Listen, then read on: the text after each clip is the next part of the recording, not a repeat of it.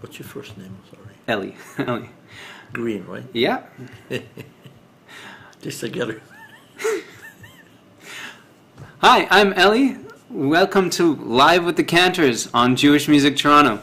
This week's opening is not sponsored, but if you do want to show your love of Jewish Music Toronto outside of Patreon or the JMT collection, you can buy your Jewish music using the Mostly Music affiliate link in the description below. You'll get the music you want and support JMT in the process. We are back in Toronto, and I had a lovely time in New York, but it is so good to be back. Did you get a chance to look at the photos that I posted of the Fifth Avenue Synagogue yet? They went up yesterday in the JMT Patreon page, so you should be sure to take a look at them after the show.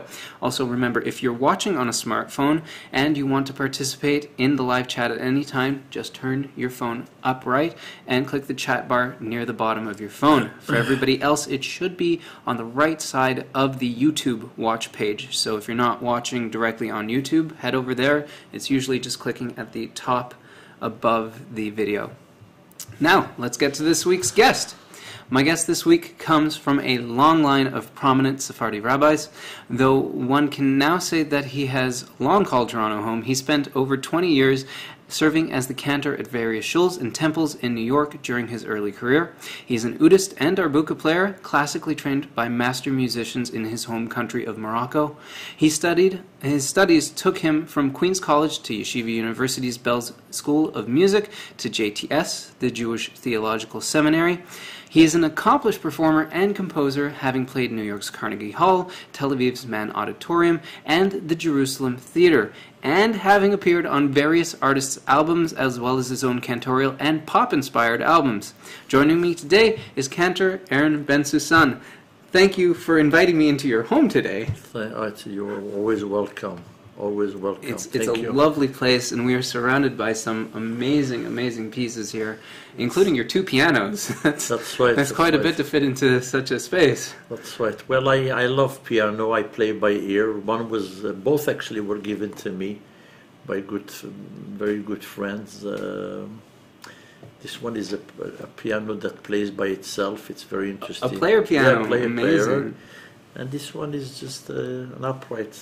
Simple, but so let's jump straight into things. You were born in Essaouira, Morocco. If I spelled if I pronounced that correctly, right. In 1954. You were raised there up until your early teens, and I'm curious to know, before we step into the beginning of your musical journey, what was like for your family, for you, and the Jews in Morocco at that time? Well, it was when I was growing up. It was just before the the 6-Day War. Yes.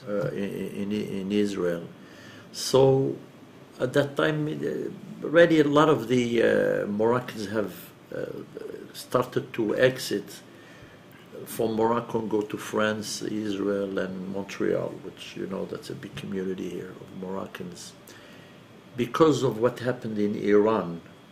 With the overthrow of the Shah in Iran, yeah. So they were afraid that would happen also to the king of Morocco, and we will be like they say in Jewish in Gehaktatsuris, So every once in a while I put in a Yiddish word here. And you swap back and forth, I guess, between Sephardic sayings and Yiddish sayings. And that's right, and some Arabic also. So when I was 13 years old, just after my bar mitzvah, my mother was starting to worry because there was I finished already my school before your elementary school, elementary school, and she wanted to send me with my brother in America, who was already established there for 13 years, and he became a rabbi, and she wanted me to continue in that footstep, like my grandparents who were head rabbis, and like you said, that to continue. How much older is your brother than you? He's like 12 years older than me. That's and it's just the two of you. No, there were actually 6 brothers. Oh, wow! And 1 sister. She's the spoiled one. I'm making no comments about a single other child. We love her to death. So now getting into the start of your passion for music, and we kind of are jumping back and forth here a little bit. While I mentioned in my introduction that you were trained by master musicians in Morocco, Right. my understanding is that you actually were self-taught originally in both oud and darbuka, starting at just the age of 8. Yes. So where does one begin to teach themselves to play, at the very least, oud at such a young age? I can understand that picking up the basics for darbuka could be probably a little less challenging, Right. but string instruments, I can see that being considerably more complicated. So, right. Well, it's true. It's true. I started actually with a broken guitar that my brother brought as a present from Spain, and he got banged up, and I was like the best present I can ever get. A guitar, my God! I thought maybe I was Elvis Presley. You know, it was a novelty for somebody that young to own a guitar in Morocco. So I fixed that up and this, and I started to play. You did that yourself? Well, no, with the help with musicians. I was very close to musicians that time. That the main band that used to play for the king and big events, because music I was tuned in. I mean, when I hear the radio, I couldn't have a fly flying. I mean, I just had to listen to the music. This, I suppose, is a kind of a privilege of the fact of your heritage. Right, your right. family's dynasty. Well, that's right. My grandfather also had a beautiful voice. Besides that, he was the head rabbi of Morocco. When you listen to him, it was like a flute, and there was not like Yom Kippur. There was not a dry eye in the shul. I mean, it's not the art of cantorial, but the art of prayer. There's a distinction between the two. And he not only had a beautiful voice, but he knew what he was saying. Right. So you picked up the guitar, you started playing, and and where did you get your first oud? Then I started to play with these Arabic bands. They were teaching me a little bit, just simple Andalusian music. It's not so simple, but songs that I knew that were famous among Jews, and so they would start down, slowly, you know, a few notes here, a few notes there. And then my mother, at that point, she wanted me to make sure that I'm in good hands. So she took me to this virtuoso oud player, who I didn't know he was. He was just, you know, had a shop and started selling things. I didn't even know. You're talking about Moshe Afriat? Moshe Afriat, exactly. That's, oh my God. Yeah. So he, you know, how do you know this? You've done some homework. I did a little bit of homework, okay. Yes. And actually, I'll mention him a little bit later if there's nothing that we haven't covered yet in this part. But so we'll move on a little bit. Right. Wherever biography of you appears, inevitably there is some mention of this rabbinic dynasty from which you come. Right. As you mentioned, your grandfather was in a high position. Both your grandfather and your great grandfather were highly respected and held distinguished positions.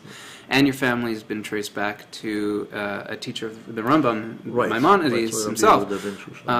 Your father is also mentioned, but typically it's only in terms of teaching you Sephardic liturgical music and piyutim. Right. So where does he fall in the halls of the Bensoussan rabbinic family? Well, his father himself was a very, very pious man, and he was a very learned man. Yes. And Baal tzedakah, he gave a lot of tzedakah. And so he was Levi Bensoussan. That's why I'm a Levi. My mother's side is Bensoussan. Okay. So they both, if you will look in the Jewish encyclopedia, they were both great big families. I actually did try to look in before, but I don't have a physical copy. And getting online, it's a little more difficult. Right. So they were actually in his family started. They were the first notary public, like from the king who sent them there to start a Jewish community in Mogador. Huh. It's maybe 100 years ago. So when did it become Isuria? Because as I understand it, the Mogador name is Isawira also, right? It's got two names, and so they were supposedly Jewish people that cannot be judged by anybody, not by the mayor, not by the police. they had only by the king. They were very, very important businessmen who came and brought their knowledge to the business, because they were doing business with England. They were a very important group. It's very interesting. And this is where your father falls in. Well, that's right. His father and his grandfather. Of the songs that your father taught you, I'm interested to know, is there a particular favorite that comes to mind? Taught me was about Yehuda, Shlomo ben Gabirol. Okay. And I was so much moved by the words. Of course, everything is praise and love for God. And I remember the first little tiny piece he taught me. He said, Ani Yagid Bikal Amezu Shevach Leyotzer Eliram Eliram.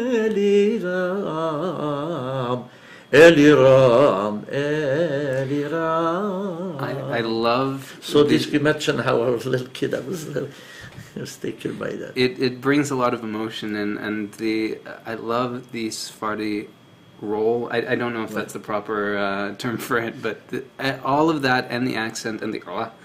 It's... The ayin and all the right. Yeah, it comes out so beautifully. Thank you. Thank you so much. So you mentioned this earlier, and it's around the time of your bar mitzvah. You said that your mother took you to Moshe Afriat, but actually, from what I've read, you were the one who was insistent about going to get higher training, more advanced training. So you must have been quite convincing if that was actually the case. No, I was very thrilled. I just didn't know that he was that kind of musician. And when he actually started to play for the first time, I literally almost fainted. I read that, yeah, I read that. I fainted and had to give me water, because the oud has something that just touched my soul, my inner soul, and that's why I have I don't know how many ouds do I have in the house. They're all over, everywhere, part of my corner of my house. You're going to have to start hanging them on the ceiling, is what you're saying. That's right. So that's how I started. So how would you describe Moshe Afriat as a teacher then? He just had an incredible smile. A smile that just gets you, just like his music gets me. His smile was so truthful and he had so much charisma. Some people have charisma, they don't even have to show it, they just have it.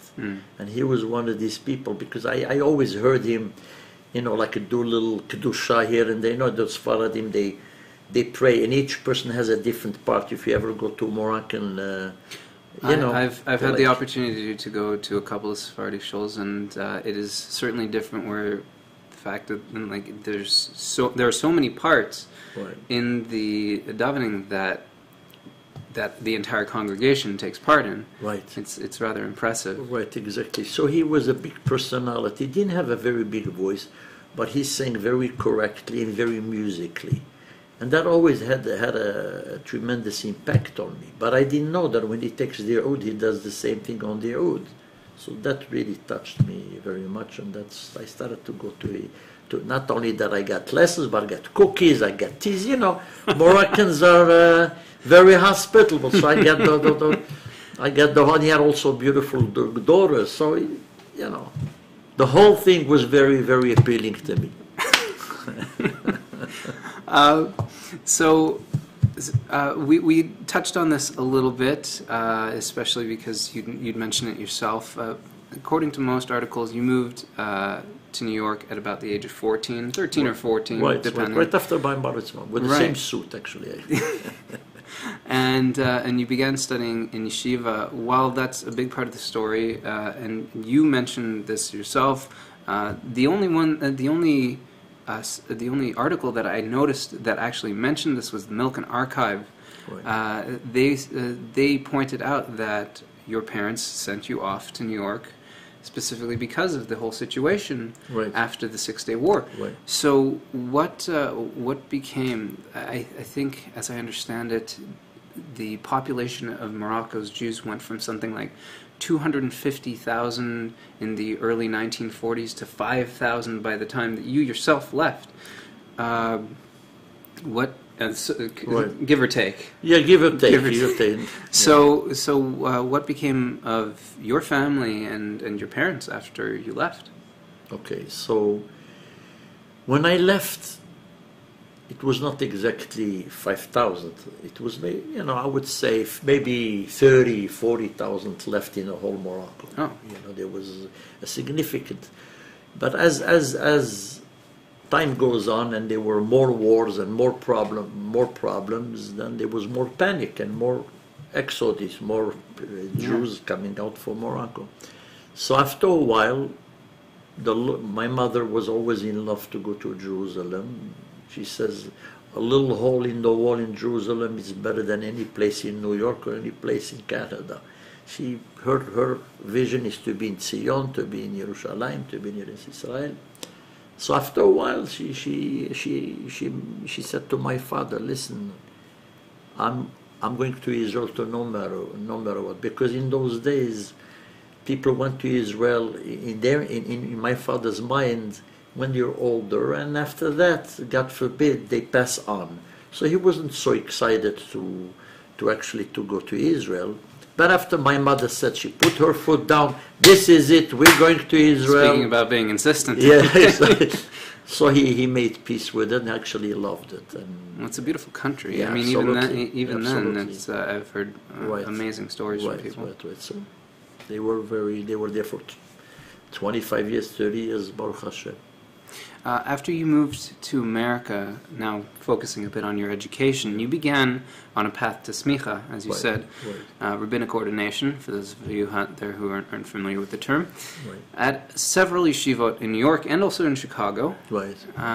But that soon took a totally different turn after hearing the music of Hassan Yosef, Yassala Rosenblatt. How did you first get exposed to his music? Well, my brother, Itzhak, was in the Beri Yeshiva, and he was, of course, 12 years before he had the whole education of Ashkenazim, so he was more familiar with the Ashkenazic Nusach and Hazanim.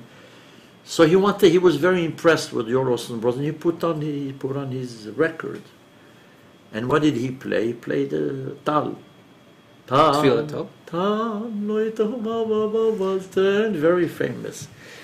So this is why I do the show, because I'm still not well enough versed to know that stuff off by heart, but I love learning about it. Yeah, it's a classic, and I was so moved by that, and I said, when I grow up, this is what I would like to be. I would like to learn this art of Hazanut Ashkenaz, and so that's where it started. Yeah. So in a 2012 interview with the Canadian Jewish News, you said that even though it was a different culture, the Jewish neshama, soul, is the same. Was it truly the sameness, or the wholly different perspective on similar themes and prayers that drew you in? It's not. What I mean by the same. What I mean by the same, the Jewish neshama is the same. The Jewish cry is the same. Now the cry of Moroccan is not exactly like the cry of Ashkenazi, but it comes from the neshama. Yeah.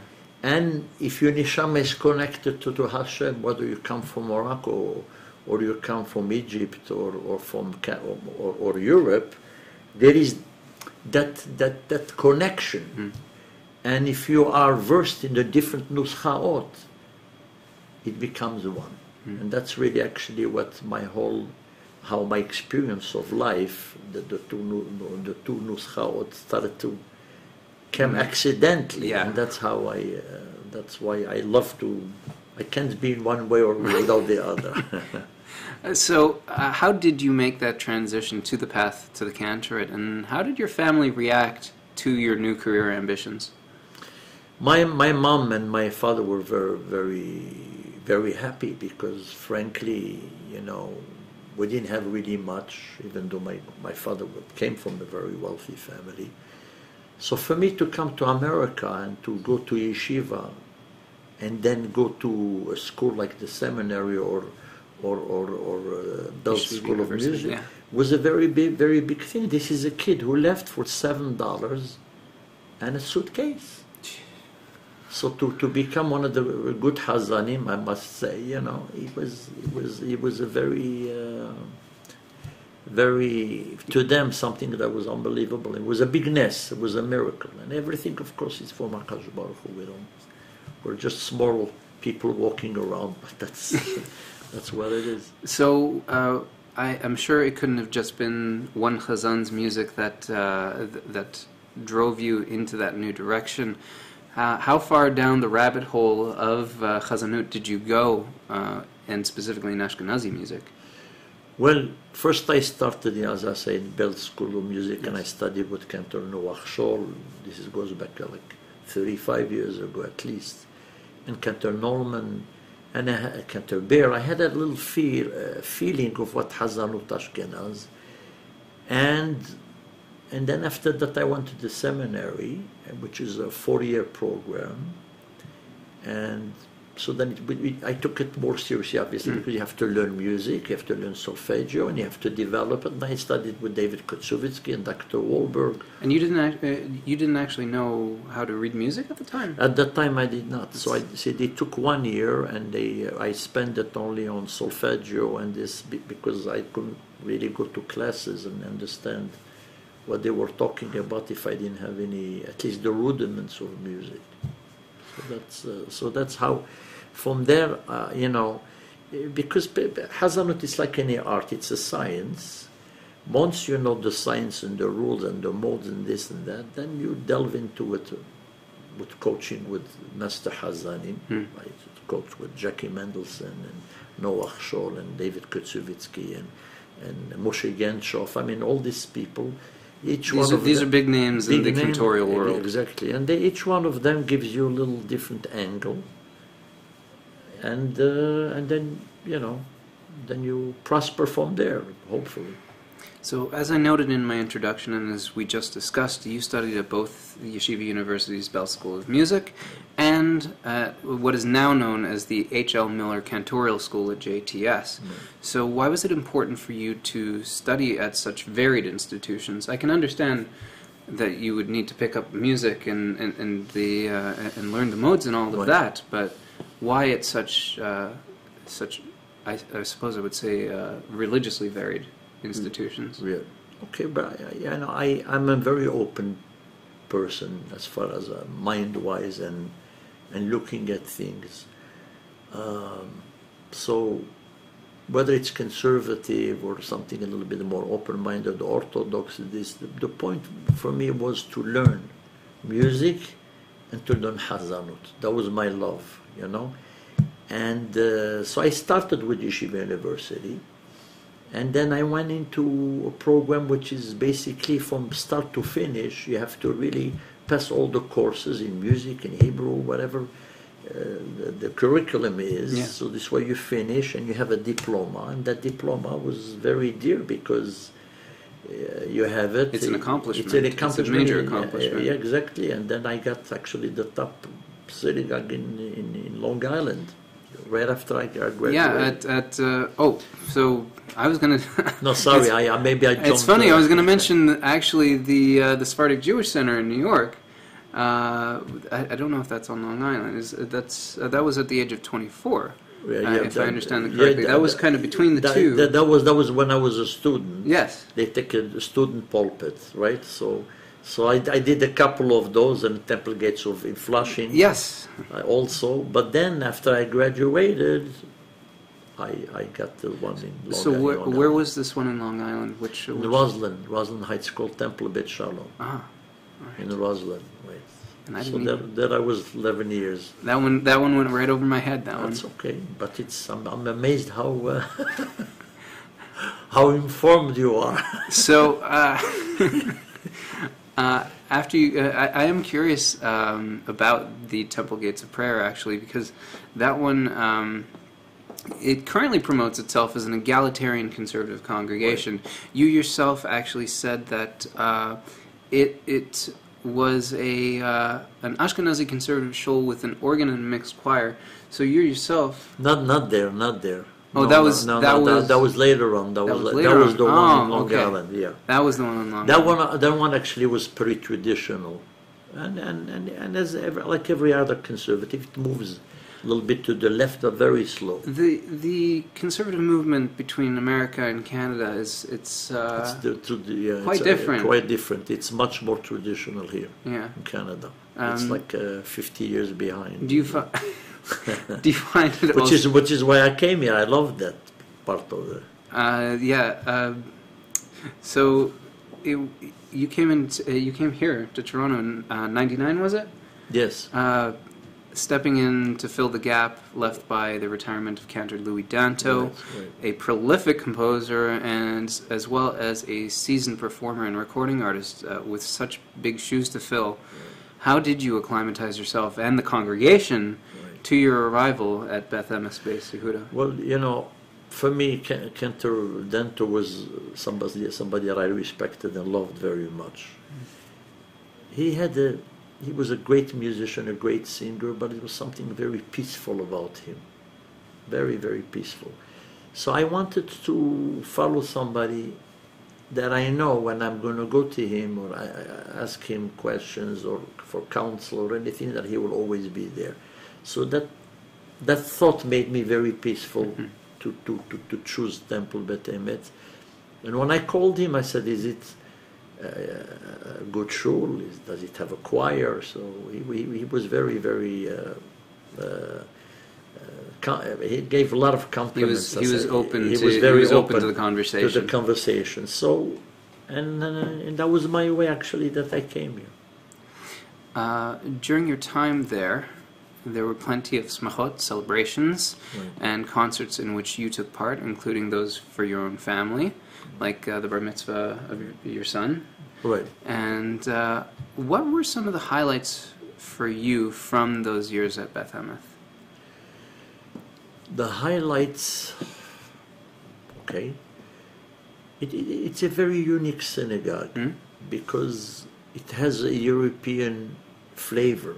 The first thing when they gave me lechaim when I come, lechaim. You see this little tiny European Holocaust survivors, a little kiddush, and they give you a lechaim. So that made me feel that I'm in Europe, actually, if I would be, in some European country, and you have these people who really heard great Hazanim, who understand what it means, a Hazan, and the voice of a Hazan, the feeling of a Hazan that comes from the heart. If I understand it correctly, Cantor Danto was there for 30 years? Is that right? About like 25 to 30 years, I think, something like that. Yeah. So that's quite the welcome then. Yes. He was he was very happy that I came because we did many concerts together, and I revered him and his style of singing and everything. And he was truthfully, of course, it's big shoes to fill because he's a great musician and great voice, and he felt that I would be good to come after him because I also was in the circle of doing concerts. So it worked. It was almost an in then, a very not a gimme, but certainly a very big help to helping the congregation acclimatize to you. Just the same. Absolutely. At first, when you said peaceful, I honestly thought peaceful. He was a peaceful person. Yeah. And I came in and I kicked down the door. That's what I was initially picturing. In a way. Yeah. Okay, so it's time to open things up to you out in the audience. If you have a burning question or maybe a thought that you want to share with Cantor Bensoussan, start typing it now. I will wait for them to come in, and while I do that, let me tell you about one of this week's sponsors. This week's episode of Live with the Cantors is brought to you by the Jewish Music Toronto Collection. With t-shirts, hoodies, and more, a purchase from the Jewish Music Toronto Collection is a great way to show your love of Jewish music. And just like becoming a JMT Patreon patron, it's a fantastic opportunity for you to directly support the channel. Click the link in the description below to get your own high-quality JMT apparel and more.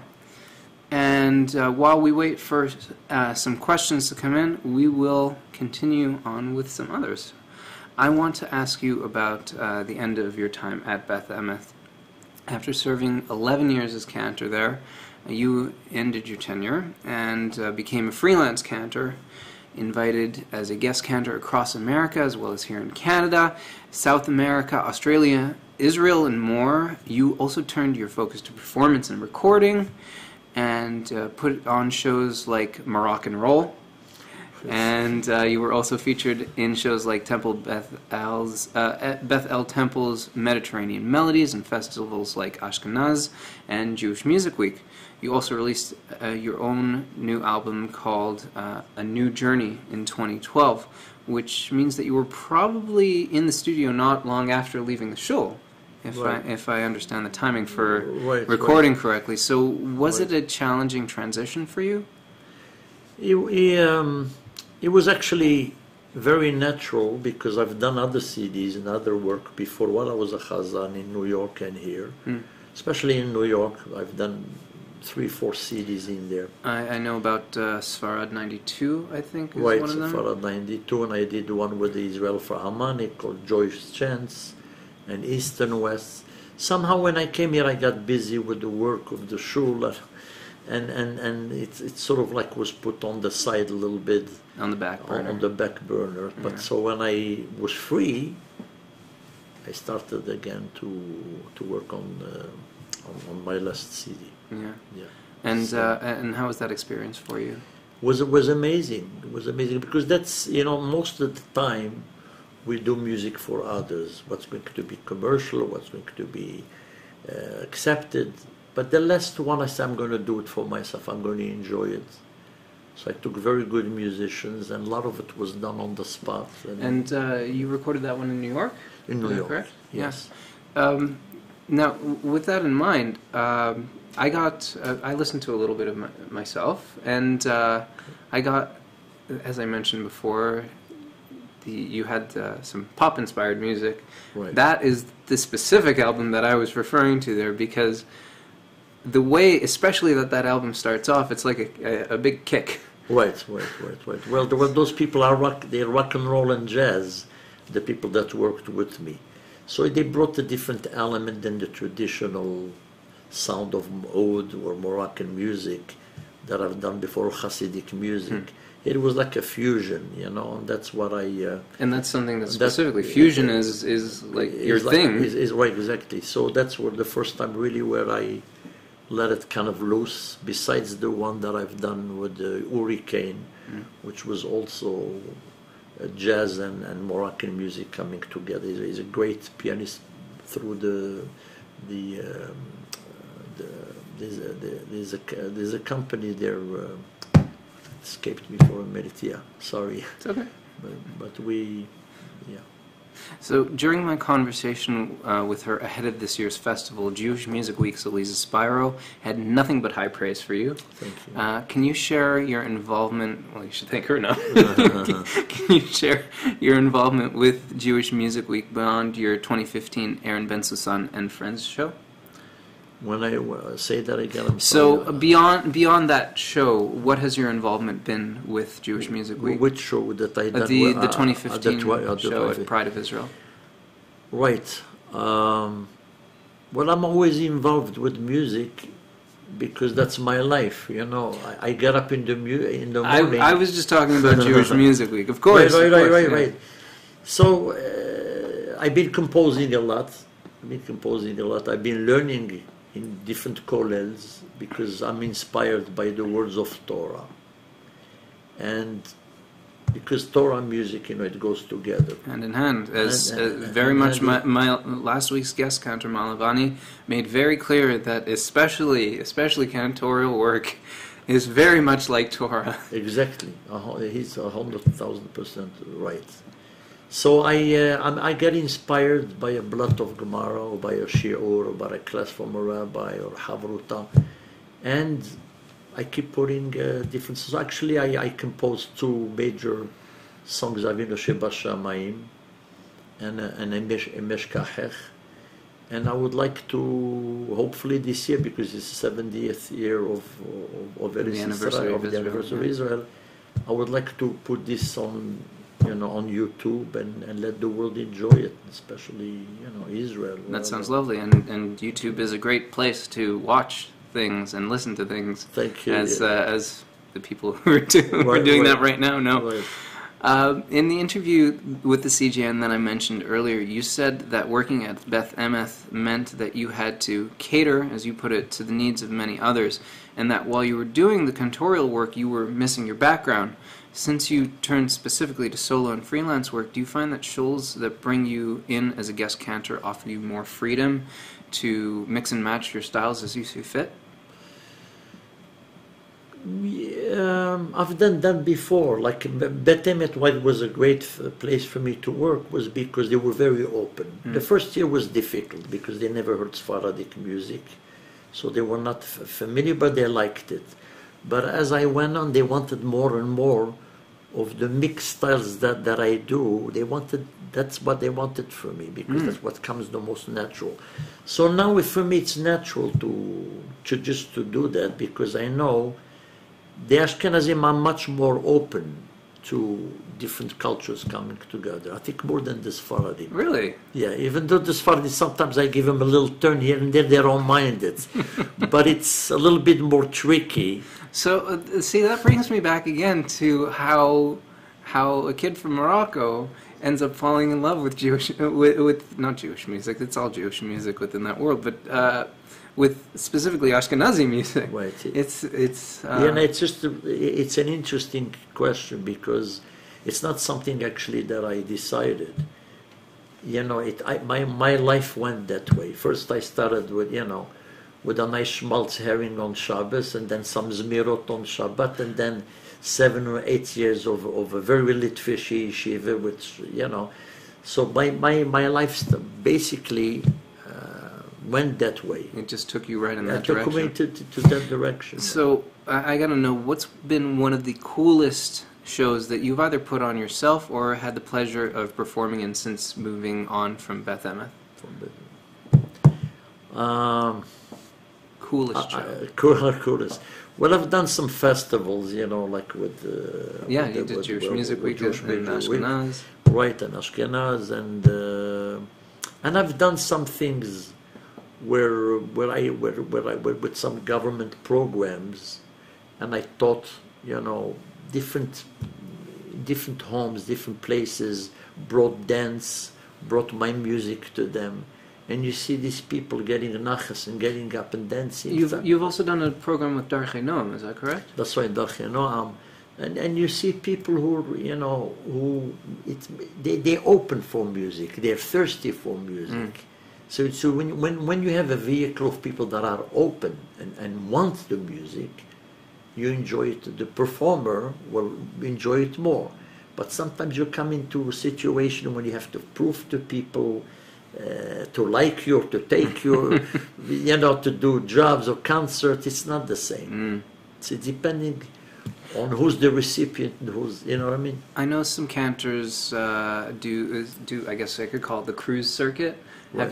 Have you participated in that as well? And to some extent, yes. I mean, right now I'm the elder from the people from the generation before. Okay. But I'm not finished. I'm still singing as a Hassan. I'm still composing. But I like to see new blood, the new Hassanim that are coming. I'm literally out. Talking about cruise ships, though. Yeah, no, that's okay. Oh, okay. Well, I've done the first ones. Now they have the young people. Oh, they're doing it totally separate. Like it's like a different generation. So what is everybody has their time. What is cruise ship Chazanut like? It's an interesting. We do a lot of eating, a lot of singing, but it's an enjoyable thing, and you get your name on the paper, whatever. Is it kind of like a massive Shabbaton at points? Like Kumzitz here? It is, definitely. They, in my time when I was with Chaim Wiener raising money for Lubavitch in Florida, it was wild. They called it like the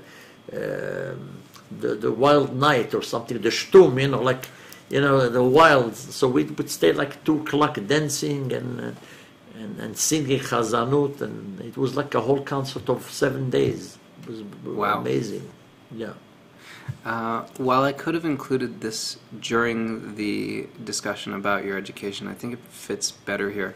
I read that essentially as a condition of your acceptance at JTS, that you were required to take on additional studies in the very liturgical music traditions with which you grew up, and that those studies included recording those modalities, patterns, and tunes for posterity. At least that this is according to the Milken Archives profile on you. 11, wait. So under that same thought, the profile remarks that your being versed in those traditions makes you a unique phenomenon among today's cantors. So that makes me wonder, where does the world of Sephardic Chazanut stand today?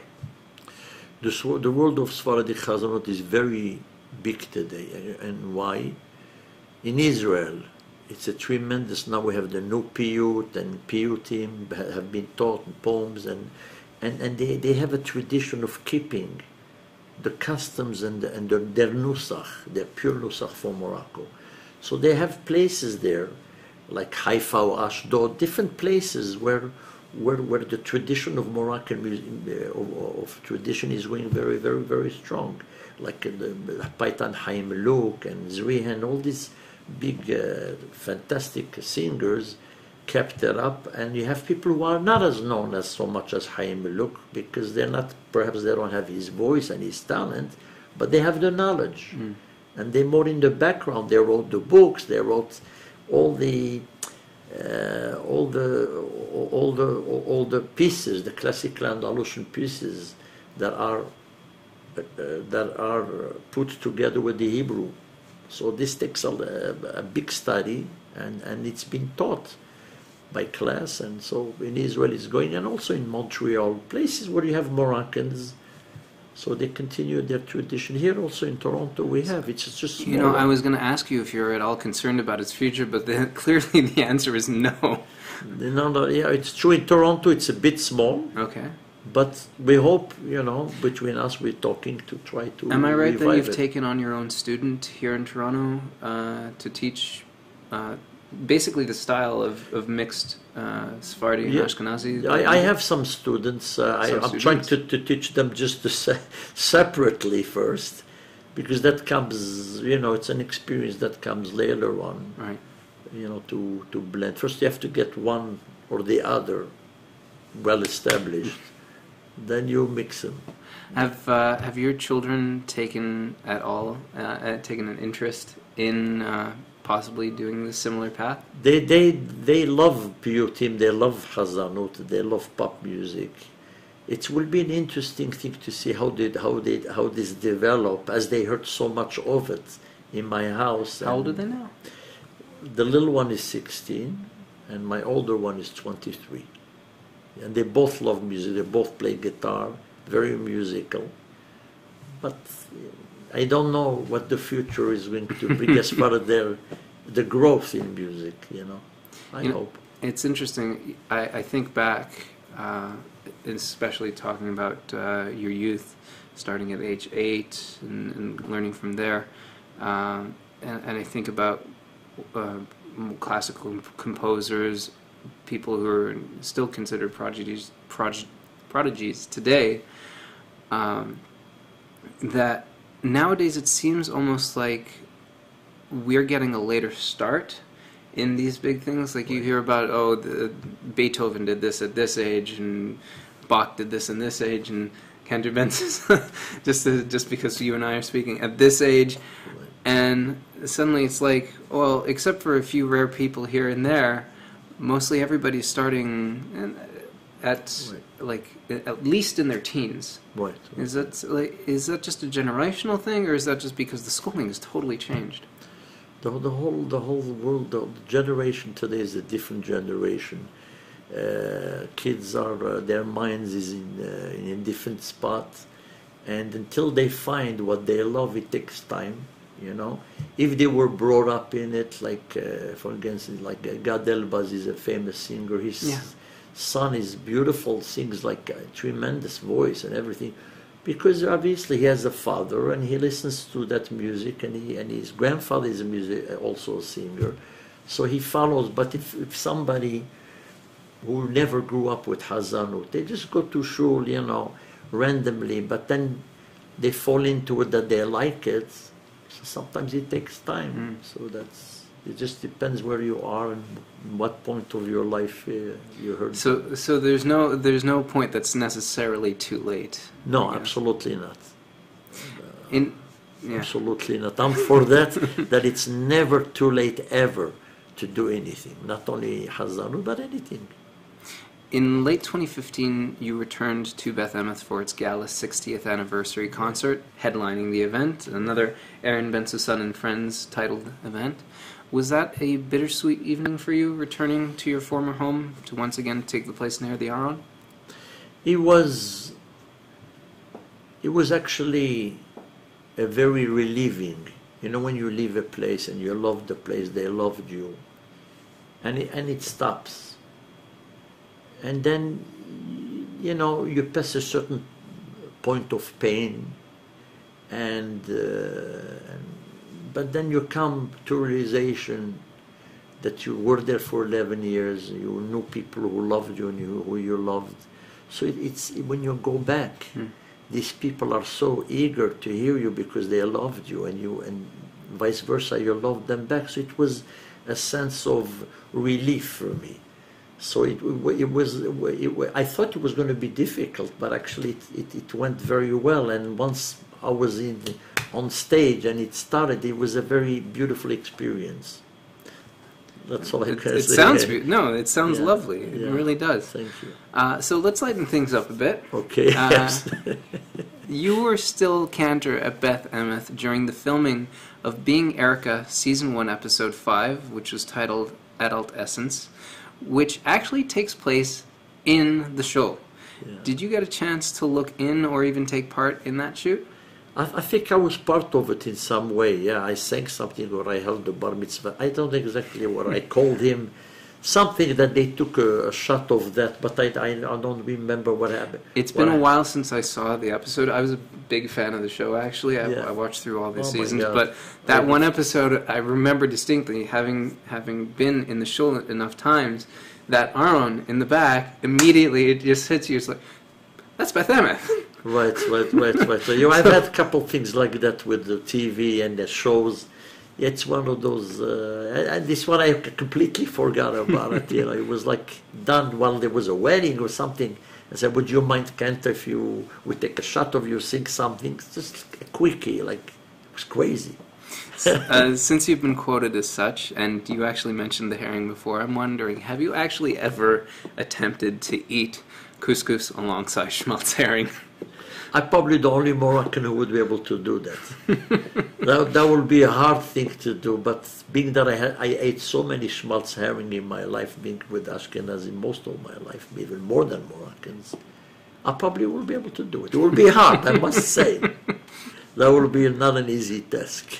There's a food challenge for you. Yes. Who are you listening to these days, musically? I listen to all kinds of music, and I love jazz. I love my stations on my car is Jazz 91.1. Jazz FM. Yeah. Or I never 96. Those are the two stations that, and every once in a while my children, they come in and they ruin all my stations.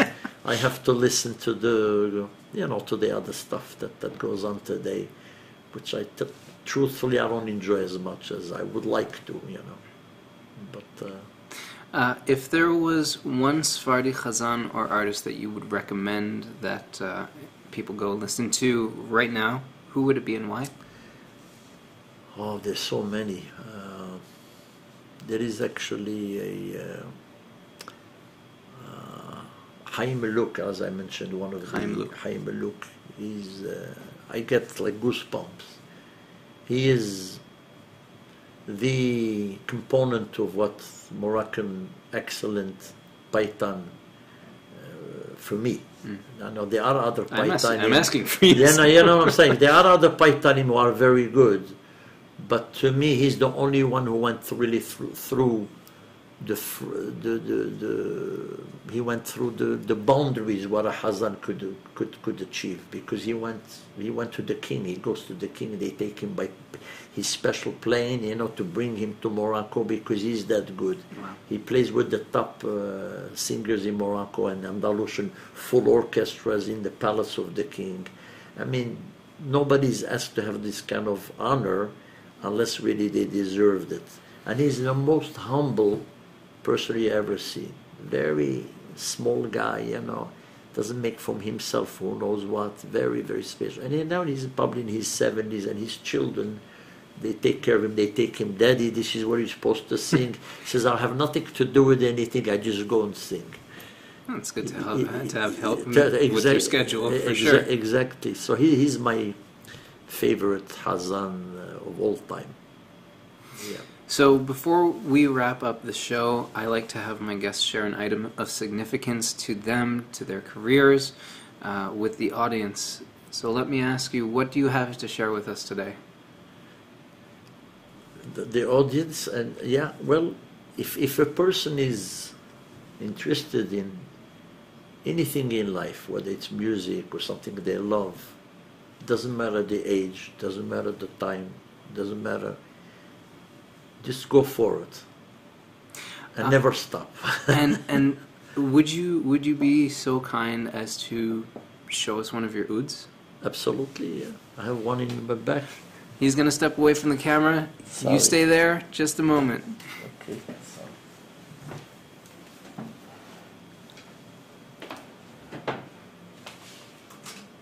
This one just was made.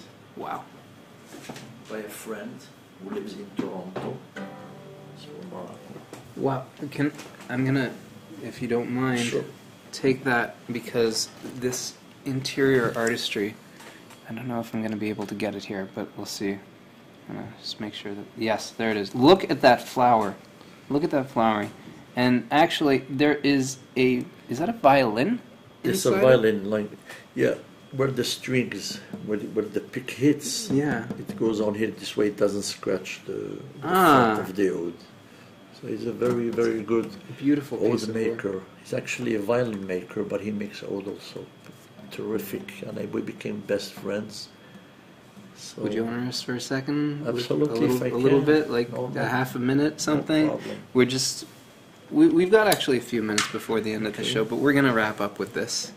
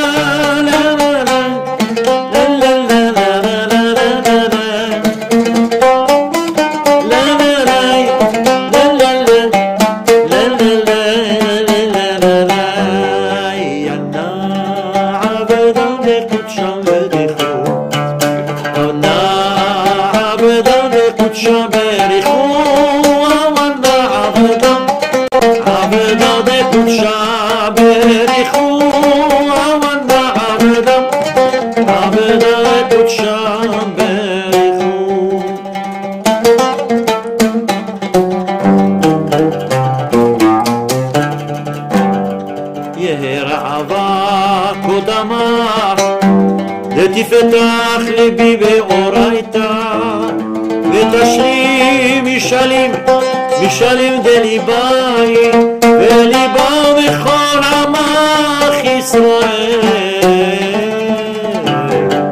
לטבול חיים ולשלם אמן.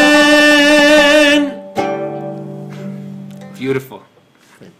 Fantastic. That is all the time that we have for Live with the Cantors this week. Cantor Bensoussan, thank you so very much for joining me today. I'll be taking a break from the show next week, but I'll be back on the 31st with my next guest, Cantor David Edwards. I want to give a big thanks to my Patreon patrons, everyone watching and sharing the show, and those of you buying JMT merch and using my affiliate links. This show would not be possible without you and our previous sponsors. Thank you to 81 Entertainment for their technical assistance with this show. This year, 81 Entertainment is celebrating 10 years of making your commercial and branded productions everything they should be. Learn more at 81entertainment.ca. Subscribe and click the notification bell so you don't miss a thing. Remember that contributing $1 a month or more on Patreon gives you early and exclusive access to behind-the-scenes extras and more. Join me to take part in spreading the knowledge of Jewish music and to get more out of your JMT experience. Thanks for watching, and bye for now.